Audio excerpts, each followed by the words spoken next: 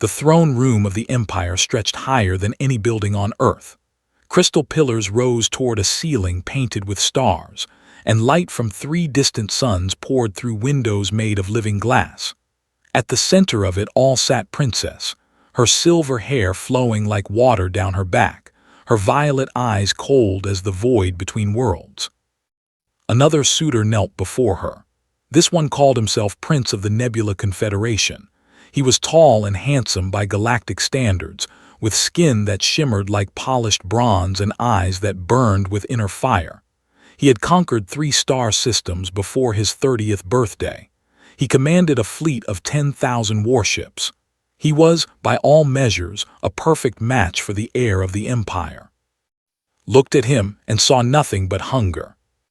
She possessed a gift that her people called soul sight. When she looked at any living creature, she could see past flesh and bone, past pretty words and practiced smiles. She could see what truly lived in their hearts, and in Prince's heart she saw only ambition. He did not want. He wanted her throne, her empire, her power. She was simply the key to unlock them. "I refuse," she said. Her voice echoed through the throne room like a bell. The court gasped. Prince's face twisted with rage before he forced it back into a diplomatic smile. Emperor, sitting on his own throne beside his daughter, closed his eyes and sighed deeply. This was the 47th suitor had rejected. 47 princes, warlords, diplomats, and champions from across the galaxy, all turned away. "Daughter," the Emperor said quietly after Prince had been escorted out, his promises of eternal friendship now forgotten. "You must choose someone. The law demands it." "The law demands I marry before I take the throne," replied. "It does not demand I marry a snake." "They are not all snakes. They are all the same," stood from her throne and walked to the window. Below, the capital city of the Empire spread out like a jewel, towers of light reaching toward the sky, ships moving between them like glowing insects. Billions of lives, all depending on her family's rule. Every one of them looks at me and sees only what I can give them. Not one has ever seen me. Emperor had no answer for this. He had loved his wife's mother with all his heart. She had died when was young, and he had never. He understood, perhaps better than anyone, what his daughter was searching for. But he also understood politics. The Empire had enemies. A strong marriage alliance could protect them. A weak succession could destroy them. "You cannot wait forever," he said finally. "Watch me," replied. Far across the galaxy, in a sector of space that most advanced civilizations considered barely worth noticing, a small trading ship called the Wanderer limped through the darkness. Its hull was patched in a dozen places. Its engine made sounds that no healthy engine should make. Its captain sat in a worn chair on the bridge, staring at a navigation screen and doing mathematics in his head. His name was. He was 32 years old, born on Earth in a small coastal city, orphaned at 16 when a mining accident killed both his parents. He had no special talents, no great education, no family wealth. He had worked on cargo ships since he was old enough to lift a crate, and he had spent his small savings to buy the Wanderer 5 years ago. He was not a hero. He was not a warrior. He was just a man trying to do something good with his small life. Right now, he was trying to deliver medical supplies to a colony called New Haven. A plague had swept through the settlement 3 weeks ago. Without proper medicine, the colonists would die. All 8,000 of them, including 2,000 children. The medicine sat in his cargo hold. The problem was getting it there in time. "Come on," he muttered to his ship, "just a little farther." The Wanderer groaned in response. Then the navigation screen flashed red, leaned forward and felt his stomach drop. He had drifted into space. This was bad, very bad. The Empire did not welcome uninvited guests, especially not humans. To the great powers of the galaxy, humanity was a young species, barely crawling out of their home system. They were considered primitive, fragile, unimportant. Entering space without permission was a crime punishable by imprisonment or death. His hands flew across the controls trying to change course, but it was too late. 3 patrol ships appeared on his screen surrounding him. Their weapons were armed. Their message was simple: surrender or be destroyed. He thought about the medicine in his cargo hold. He thought about the colonists waiting for it. He thought about the children. Then he raised his hands and surrendered. The patrol ships locked onto the Wanderer with tractor beams and began towing it toward the sat in his captain's chair, watching the stars drift past, wondering if he would ever see them again. He was not afraid for himself. He had made peace with death long ago in the dark days after his parents died. What kept him awake was the thought of New Haven. Without the medicine, those people would suffer. They would die slowly and painfully, and there was nothing he could do to help them now. "I'm sorry," he whispered to no one. "I tried." The grew larger in his window. Somewhere on that world, in a throne room of crystal and light, a princess with violet eyes was about to meet the most ordinary man in the galaxy. And nothing would ever be the same. The imperial court was full when the guards brought before the throne. Nobles in flowing robes of silver and gold lined the walls, their alien faces showing expressions that ranged from curiosity to disgust. A human in the court was rare. Most who entered this room came as diplomats or prisoners, was clearly the second kind. His hands were bound behind his back. His clothes were dirty from the journey. He had not slept in 2 days, and his eyes were red with exhaustion. But he walked with his head held high, not because he was brave, but because he had nothing left to lose. Emperor sat upon his throne, studying the human with mild interest. Beside him, Princess watched with the same cold expression she wore for every visitor. She expected nothing from this creature. Humans were considered among the least impressive species in the galaxy. Short lives, weak bodies, primitive technology. What could this one possibly offer? "You have entered space without permission," the Emperor said. His voice filled the throne room without effort. "This is a serious crime. What do you have to say for yourself?" Looked up at the Emperor. He thought about lying, about making up some excuse, but he was too tired for lies. "I was trying to deliver medicine to a dying colony," he said. "My navigation system failed. I drifted into your space by accident. I meant no disrespect." A murmur ran through the court. The nobles exchanged glances. This was not the usual response. Most prisoners begged for mercy or proclaimed their innocence. This human simply stated facts. "Medicine?" the Emperor asked, raising one elegant eyebrow. "For a plague," said, 8,000 colonists, 2,000 children, they will die without treatment." He paused and something painful crossed his face. "They are probably already dying." Emperor leaned back in his throne. He had ruled the empire for 200 years. He had seen every kind of deception, every clever trick, every desperate lie. But there was something in this human's voice that gave him pause, something raw and honest. Still, the law was the law.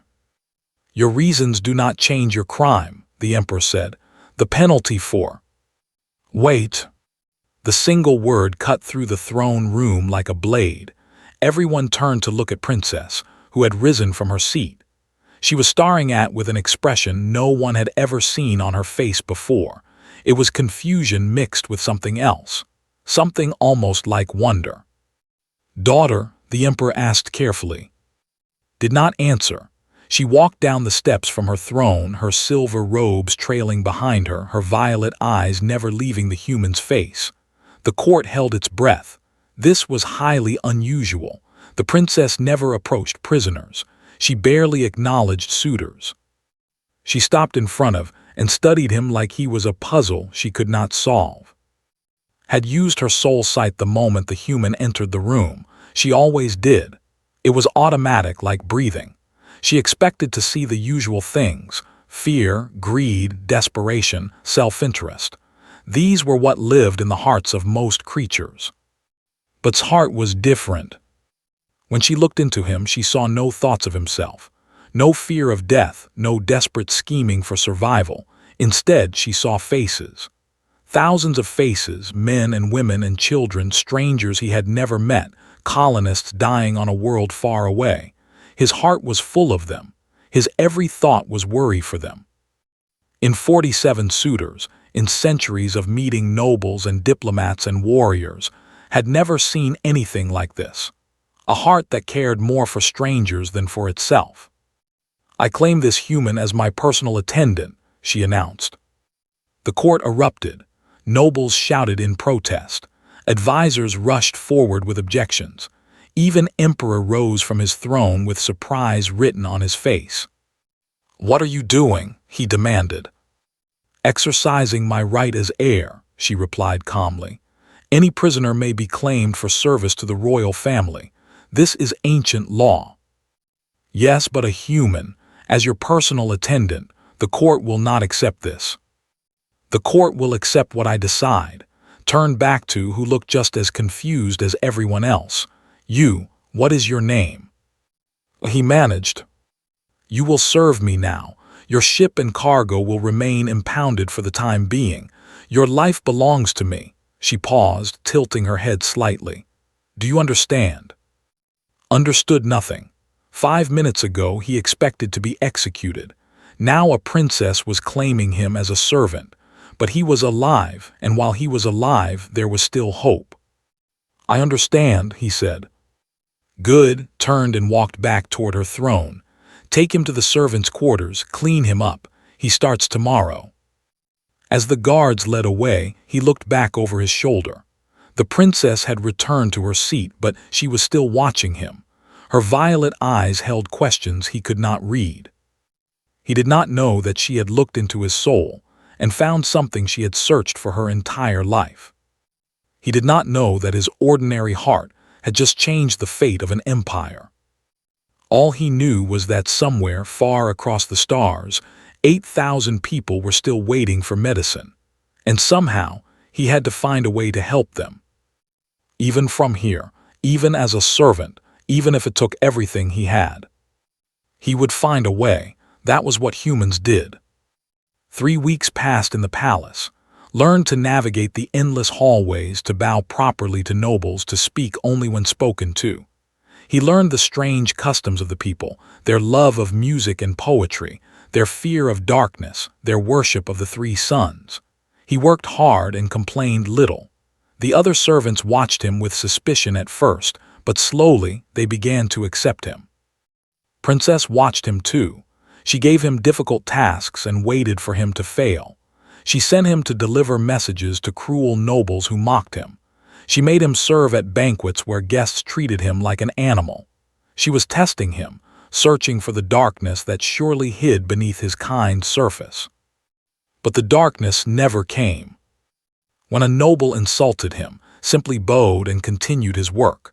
When other servants were cruel to him, he responded with patience. When he made mistakes, he admitted them honestly and tried to do better.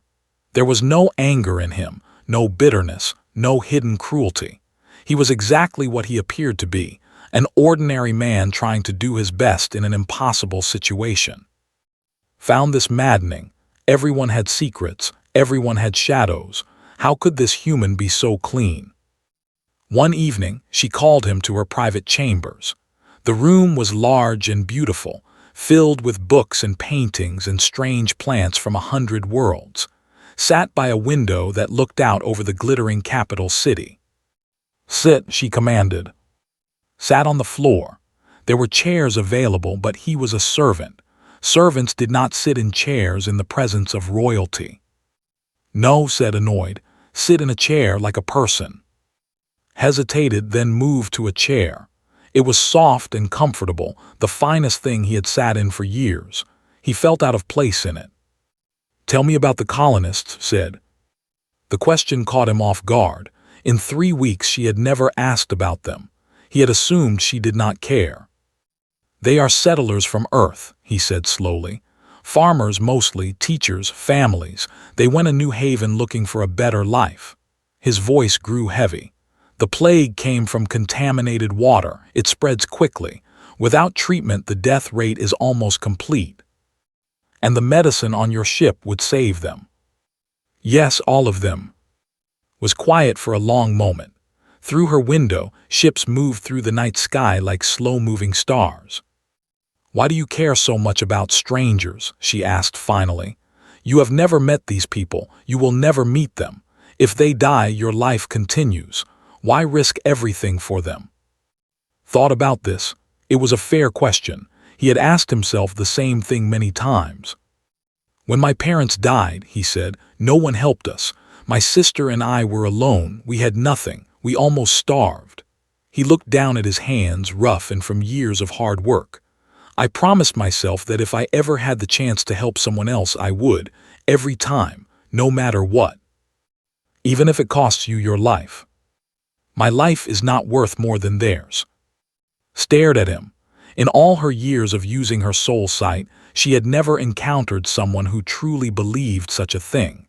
Princes and warriors talked of sacrifice, but in their hearts, they always placed themselves first. This human actually meant it. "You are strange," she said softly. "I am just human," replied. That night, after return to his quarters, did something she had never done before. She went to the impound yard where his ship was held. She found the cargo containers filled with medicine, and she ordered them sent to New Haven on the fastest vessel in the Imperial fleet. She told no one what she had done. A week later, news arrived that the colony had been saved. The medicine had reached them in time. 8,000 lives, including 2,000 children, would continue. Heard the news from a passing servant. He did not know how it had happened. He assumed some kind soul in the Empire had taken pity on the colonists. He went to his small room, sat on his bed, and cried. The next evening called for him again. When he entered her chambers, she saw his red eyes. "You have been crying," she said. "Yes, Princess." "Why?" "The colonists were saved. Someone sent the medicine." He looked at her with such gratitude, such pure relief, that she felt something strange in her chest. "I do not know who did it, but I will spend my life trying to repay them." Said nothing. She could have told him the truth.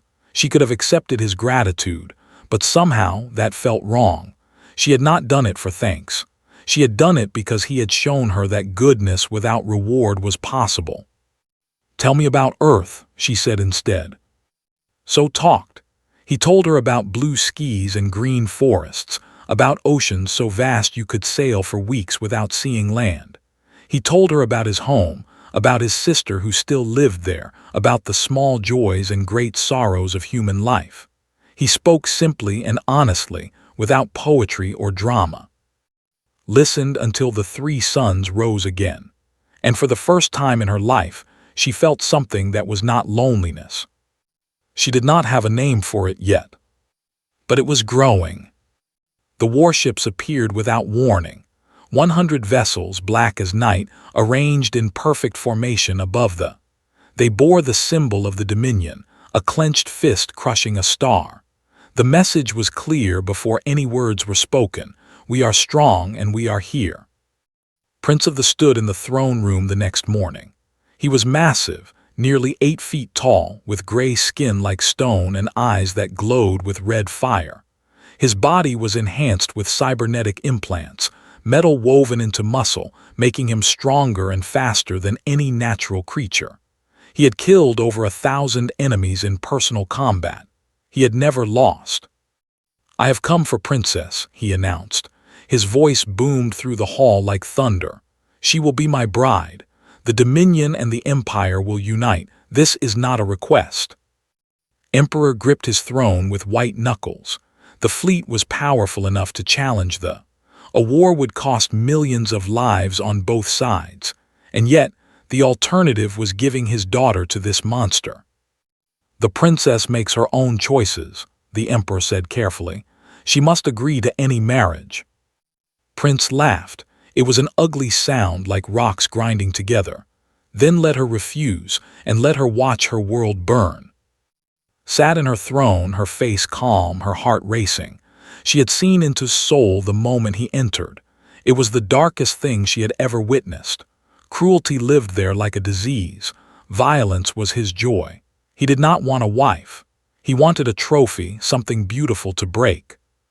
She would rather die than belong to him. But before she could speak, his glowing eyes fell upon a figure standing among the servants. Still in his simple servant's clothes, watched the scene with quiet worry. "What is that?" demanded, pointing one massive finger. "Is that a human here, in the royal court?" "He is my personal attendant," said quickly.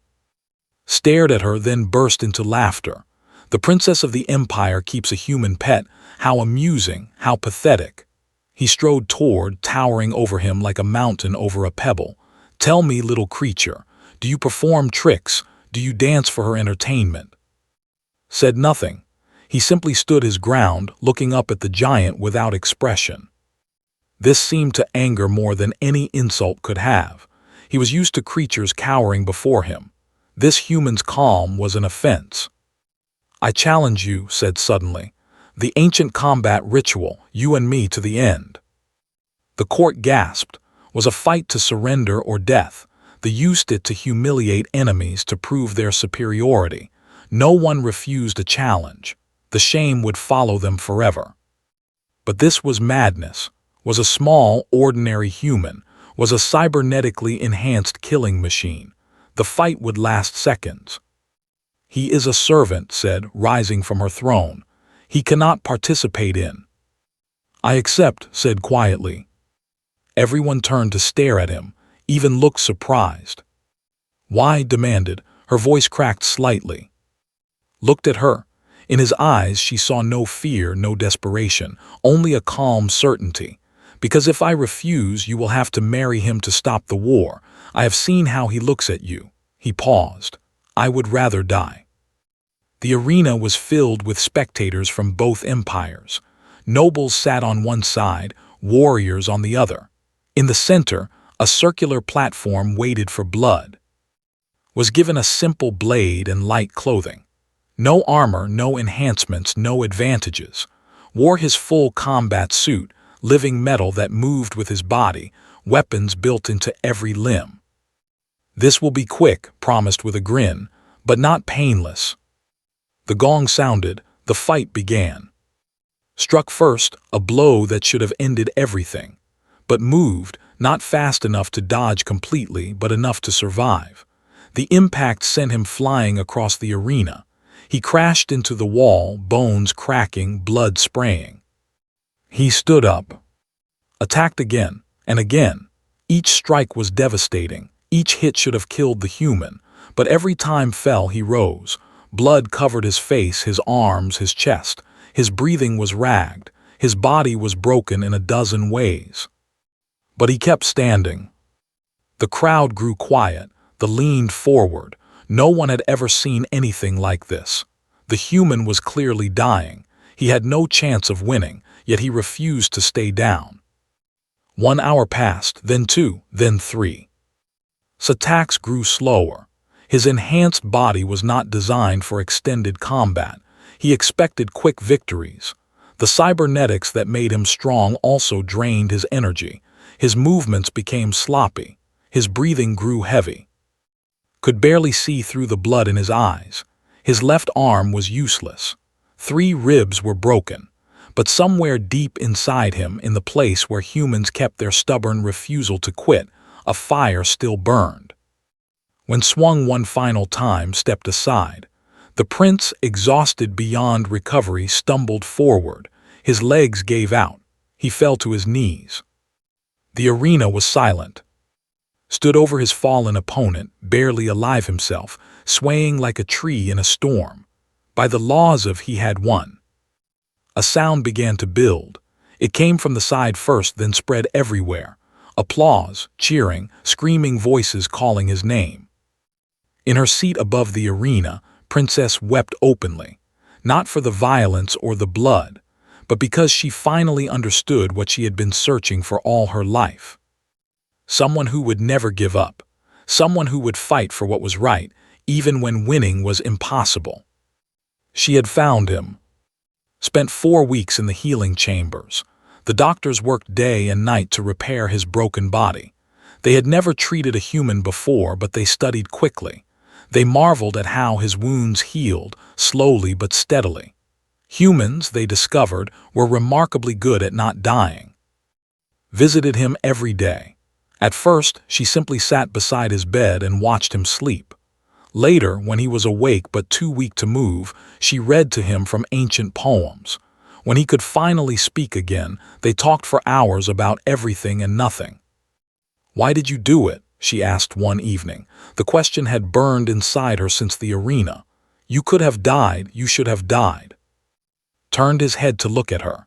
His face was still bruised, but his eyes were clear and warm. "Because you deserve someone who will fight for you," he said simply. "Not for your crown, not for your empire, for you." Felt tears forming again. She had cried more in these past weeks than in her entire life. This human had broken something in her, some wall she had built long ago to protect herself from disappointment. Now the wall was gone, and everything flowed freely. "You are just a servant," she whispered. "You have nothing, no title, no wealth, no power." "I know. The court will never accept you." "Probably not. My father will be furious." "I understand." Laughed, a sound mixed with tears. "Then why would you want this? Why would you want me?" Reached out and took her hand. His grip was weak but gentle. "Because when you talk to me, you see me. Not what I can give you, not what I represent, just me." He smiled softly. "No one has ever done that before. It makes me feel like I matter." "You matter," said fiercely. "You matter more than any prince or warrior or king." She leaned down and pressed her forehead to his. They stayed that way for a long time, breathing the same air, two hearts beating together. The announcement came on a day when the three suns aligned in the sky, a rare event that they considered a blessing from the universe. The entire court gathered in the throne room. Nobles, diplomats, and representatives from dozens of worlds waited to hear the princess speak. Stood before them in a gown of pure white, her silver hair crowned with flowers. Beside her stood in simple but clean clothing. He still walked with a slight limp, but he stood straight and proud.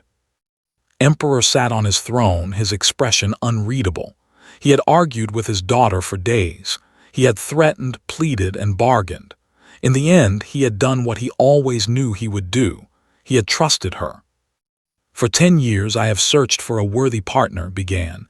Her voice filled the hall, strong and clear. Princes came from across the galaxy, warriors who had conquered worlds, diplomats with clever words. I refused them all. The court murmured. They knew this story. They waited to hear who she had finally chosen. Perhaps she would announce an alliance with a powerful empire. Perhaps she had found some hidden prince worthy of her station. "I refused them because my gift showed me what lived in their hearts," continued. "Greed, ambition, hunger for power. They did not want me. They wanted what I could give them." She turned to look at, and her face softened with love. "Then this man came to our world, a human with no title, no wealth, no army. He came carrying medicine for strangers, risking his life for people he would never meet. When I looked into his heart, I found something I had never seen before. I found kindness without condition, courage without pride, love without demand." The court was silent now. Nobles exchanged shocked glances. A human. Their princess was talking about the human. "I have made my choice," declared.